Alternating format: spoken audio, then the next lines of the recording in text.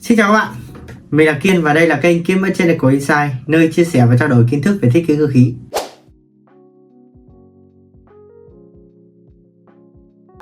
Rồi, chào anh em, chào mừng anh em đã quay trở lại với kênh Kiên trên của Insight. Ok, thì hôm nay mình sẽ hướng dẫn anh em cách để tải một cái phần mềm mà chắc là anh em làm về thiết kế nhựa, làm thiết kế những cái sản phẩm nhựa cũng như là làm về gia công khuôn ấy, thì không có gì xa lạ cả. Thì đó chính là cái phần mềm Moldflow. Mình có bản Advanced 2027. Thì cái phần mềm Moldflow ấy nó có chức năng là gì? Nó sẽ giúp cho anh em, thứ nhất đó là ước chừng có thể estimate được tất cả những cái phần rủi ro liên quan đến cái con khuôn của mình, ví dụ như kiểu là vật liệu không điền đầy, liên quan đến những cái đường well line, hay liên quan đến vấn đề co ngót không đồng đều, để anh em có thể bố trí những cái đường nước nó hợp lý, hay bố trí những cái vị trí gate nó phù hợp để có thể điền đầy, hay là bố trí những cái vị trí pin đẩy để có thể đẩy được cái sản phẩm ra mà nó không bị cong vênh. Ok, thì mình sẽ vào luôn video ngày hôm nay nhé.